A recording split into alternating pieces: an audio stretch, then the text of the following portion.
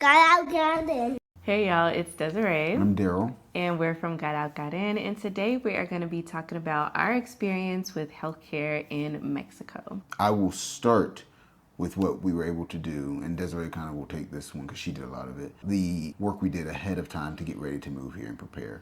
So we have an insurance plan that allows us to have healthcare insurance in Mexico, but also when we travel, because we do like to go to different countries, different places, and we want to make sure that in the event that the worst were to have happened yesterday, we still have coverage and won't go bankrupt like so many people do due to healthcare concerns. So the company that we have it's called Genki, Genki, which does not, maybe it sound, anyway. It's not janky. It's not janky. It is not janky insurance. I don't know what janky means. But it's German. It's a German-based company. I think. It's think European. I think Germany. Somewhere in Europe. Yeah. So maybe janky means something else different there. But anyway, it's called Genki, Genki, and our insurance plan covers us anywhere in the world. So if we are on vacation in the Maldives, or if we're in Greece or something like that, ambitious right I now. know, I'm speaking it into existence. So we're anywhere in those places, or even back home in North Carolina, our insurance plan covers us there. It has certain stipulations The US and for Canada. the U.S. In Canada. In Canada, okay, yeah. So we can only be there for a certain amount of time. They don't want people to be living in the U.S. having that insurance and that to be the extent of their coverage. They're like, listen, if you want to go back home to your family for a little while, that's cool, but you can't be there for like, maybe it's more than 90 days or something like that. I forget. But anyway, there are certain parameters that they have in place to make sure that, that's not the case, because they probably know that, healthcare is just so ridiculously expensive. They only want to be paying out but so much from that part of the world. But anyway, our insurance covers us anywhere in the world, even when we go back home. Right now we pay around, I think it's like $600 a month for all three of us. We do have a deductible, which is around, I think, 1,000 euros So per person. 1,200 US basically. Basically, we pay for everything up front and then we get reimbursed for it. So, we have to submit our receipts. We take pictures of our receipts and we submit them, and they just keep a running tally of, all of our expenses. And then when it comes time to get reimbursed, we can, have them put it in our Wise account, which is like a app where you can, exchange money or whatever, or send money to different countries amongst different currencies, or you can have them also put it directly in your bank account. I think they also do PayPal as well. So if you have a PayPal account, you can have the money transferred in there too. So that's pretty much how it works. If you're more curious about it, we have a referral code that we can share with you. It's listed in our ebook that we have, link below in the description if you've not already seen it. If you're curious about what the steps are to move out of the country or to move out of the U.S. to another country, it does not have to be Mexico. We think this ebook is, going to be really helpful along your journey. So basically, when we're here in Mexico, we can go anywhere. We can go to any provider that we want to. We are not restricted to a certain group of providers. We can go anywhere that we see fit. Also, there is state-sponsored healthcare. So if you are here, you're okay with having the state-sponsored healthcare. You pay your taxes. I would say look into that if that is an option for you.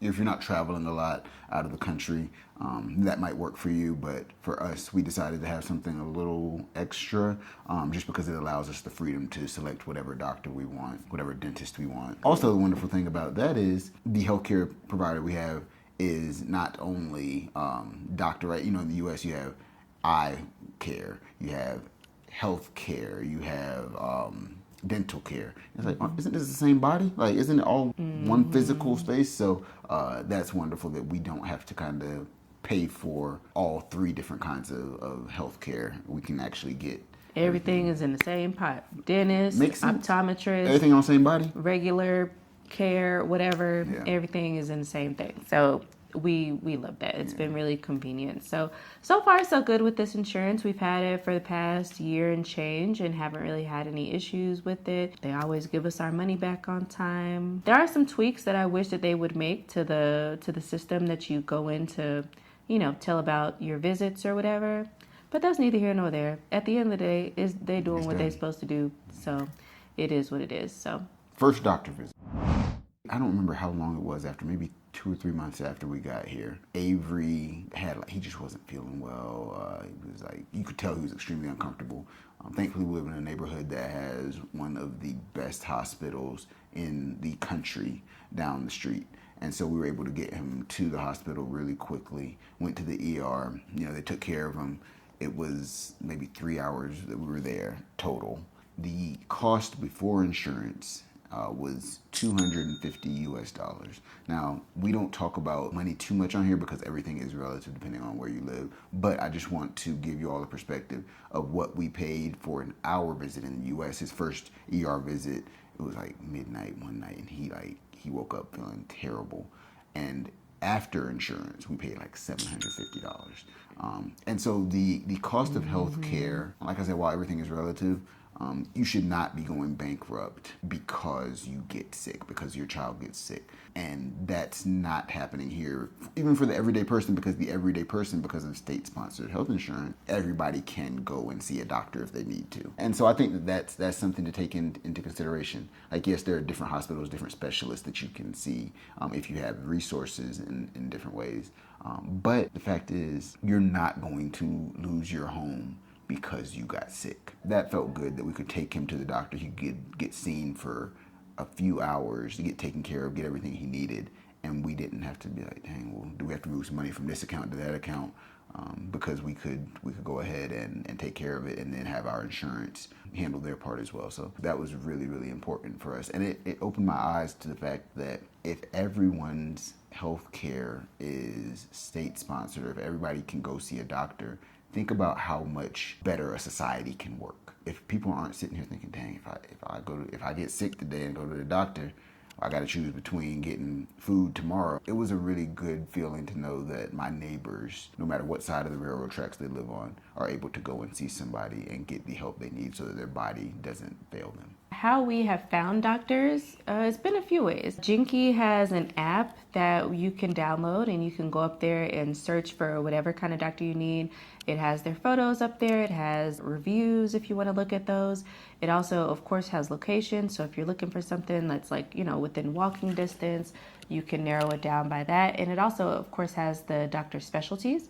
So you can go to the app and look at all the different doctors in your area that meet your criteria. If you are more comfortable with somebody who speaks your native language, then you can narrow it down with that as well. But we've used the app, and we've also just gotten referrals from people that are in the community. So one of our friends, she just recently recommended us a dentist, and she's fantastic. Great job. Both of us went to her recently, and we're very happy with the services.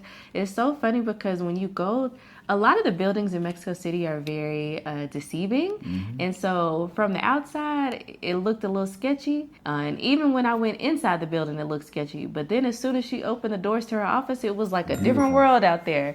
And like, she had floor to ceiling, white marble or something. I don't know what it was, but it was really, really nice office. The lady was really, really nice. She had great services, and we had already taken our son to another dentist to get some work done, but we will be taking him to this new dentist when it comes time for his next visit. So we've been able to find dentists through referrals. That's also how we found Avery's primary pediatrician. Another mom at Avery School recommended this doctor to us. That's also how we found our doctor. Yeah. She also recommended a doctor for us. So that's been pretty easy. Or there's another app, right? So if you're here and you might not have any connections to begin with, Dr. Alia. Yeah, that's the app I was talking about. Aww. Well, learn something new. I didn't know that came from our insurance company, but that app is great. And the doctor who we were referred to actually is on there as well. So you can make appointments right there on their schedule. It makes it so much easier if something's going on. And then a lot of the healthcare providers, they'll give you their WhatsApp, and you can go ahead and shoot, because most of the scheduling you have to do at least a day out. But if you have an emergency, shoot them a message, and they'll try to squeeze you in. We are big on learning the language, right? Being here, trying to learn the language. One thing I don't have the energy or the time to play with yet is having to translate something in case of an emergency if I don't have to, right? Or like not being able to understand medical stuff. And so when our first dentist appointment with our son, we were under the impression that there was that the professional spoke English a little bit more on our level and didn't. And so having to translate the entire medical appointment, it kind of got exhausting. And so it was helpful for us to find a professional who spoke English a little bit better, because until my Spanish gets better, I don't have the vocabulary yet to have a medical conversation. Outside of watching Grey's Anatomy and being able to say clear, I don't really have the English capacity to have a full-on medical conversation. So I really, until I get to that level of Spanish speaking, I want to be able to easily understand what's going on, especially when it comes to our health, because that's something that we don't want no confusion. Yeah, I cannot afford, and that's not anything against like learning Spanish. I love to learn Spanish. I'm trying to, but right now I don't need to be confused about anybody's health in my household. So if you're in the same boat as we are, just know that there are a plethora of different English-speaking professionals that you can find. But I did want to mention, if you're looking for recommendations on different doctors, there's also a WhatsApp group for that. So I'm in a WhatsApp group, something about like doctors in Mexico or something. It's called Healthcare Mexico. And people are always, asking for, different sorts of professionals, like with very niche issues. So if you're concerned about finding a certain kind of doctor, maybe you can join some WhatsApp groups and see if you can get some information on specialists that are in your area that other people have had experience with. Because in this, I've never participated in the group. I read it every now and again, but it seems like a lot of people, folks are having the same issues. So they're looking for specific doctors that can do specific things. And just know that they are available. You just, of course, have to know how to find them. Not just healthcare, but health in general here. Mexico City, this is commonly known, has had smog issues for decades. They're working to curb it. There's a lot of vegetation that's been planted. They're working to try to offset that. But it's also something that we're keeping an eye on, right? Because we have a young child with young lungs that are developing still. And so since we've been here, he has been coughing more. He's had more, days where we just had to take him to the doctor because he's not feeling well. And so keeping those things in mind, right? Wherever you do move, think about the environmental implications on your body, on the bodies of the people that you're with, and keep an eye and monitor it, because every space is not going to be the best for you. And if it's not, figure that out. We think that we have a pretty good understanding. We found a great allergist. Mm-hmm. Found a great allergist for our son, and we're working to make sure that this does not impact him negatively. But yeah, be aware of the environment that you're in and take care of the earth. This is kind of off, but like take care of the earth a little bit, because we only get one, and if we are continuing to beat it up, it's not going to be the best earth that we can have. So take care of the earth, take care of your body, find an environment that works for you, and find a doctor or a medical professional who can help offset the impact of what humanity has done to the world around it. And Daryl mentioned something about this earlier, but I do want to go back to doctors and how accessible they are here. I have all of Avery's doctors in my WhatsApp. Mm-hmm. So if something happens to Avery, I can just message them really quickly and say, hey, these are the symptoms that Avery's having. What do I need to do? A lot of times they just say, bring them on in. But then other times, they'll message me back with suggestions or whatever.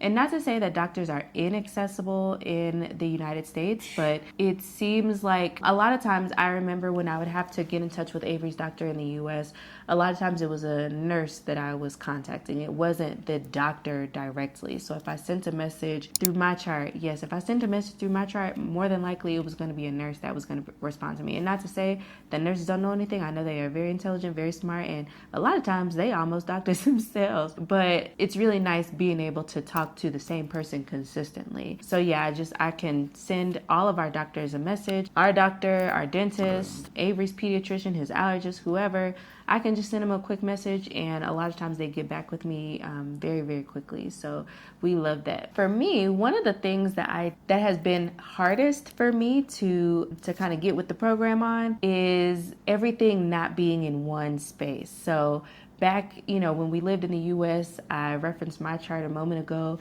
if you log into MyChart for any of us, all of our medical records are there. So every visit that we had, every note that a doctor left in there, any scans or tests that were run or whatever, it's all in one system.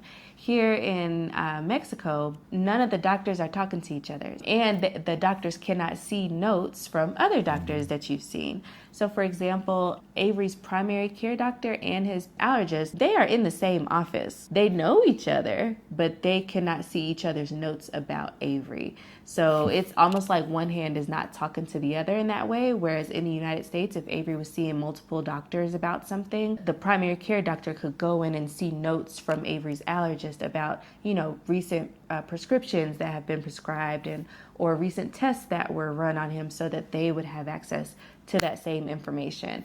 Here in Mexico, it's been largely, on me to tell Avery's primary care doctor what's going on with the allergist, any recent medications that he's been taking and how long he's been taking them, and things like that. That has been one gripe that I've had about healthcare here in Mexico.